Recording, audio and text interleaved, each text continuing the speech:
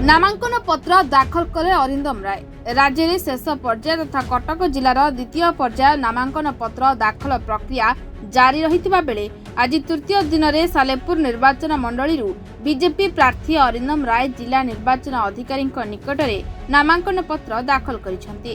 तेबे judicial academy निकटरू तांका समर्थकों सह एक विराट बड़ शोभायात्रा रे आसी दलीय टिकेट सह समस्त कागज पत्र निर्वाचन अधिकारी निकट में दाखल करिसेंती अरिंदम राय।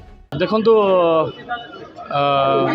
लड़ई ताकू मु कि कहीं भी अंडर एस्टिमेट करूना। निश्चित भाव में जितेबाला आम गोटे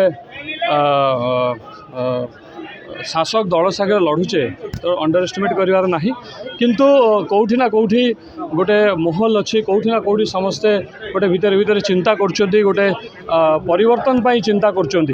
तेणु से क्षेत्र में मुझे भावुची निश्चय आमको भी सहज हेनी कि अन्य कौन दल को भी सहज हे ना।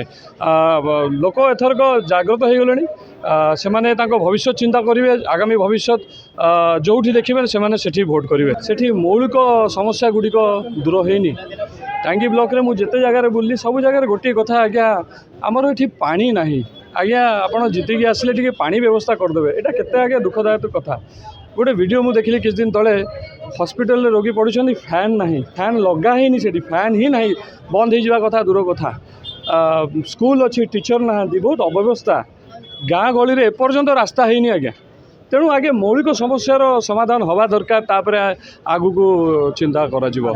मो ग्यारंटी कथा कहबी, मोर टांगी सालेपुर भाई भौणी मानू, टांगी सालेपुर बासी मानू गोटे कथा कहबी जे सुविधा रे थाए कि न थाए असुविधा बेले जितेबाला मत खोजे मु निश्चय आपण मान पाखे थी। मु कटक छाड़ी जाइए सेठिकी भगवान मते पठे मोर कर्म माटी टांगी सालेपुर माटी को करिसेंती।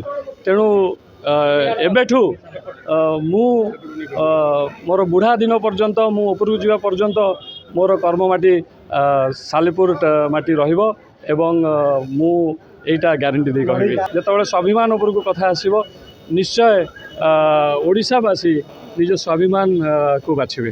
कटक प्रदीप कुमार नायकों रिपोर्ट, रिपोर्टर्स टुडे।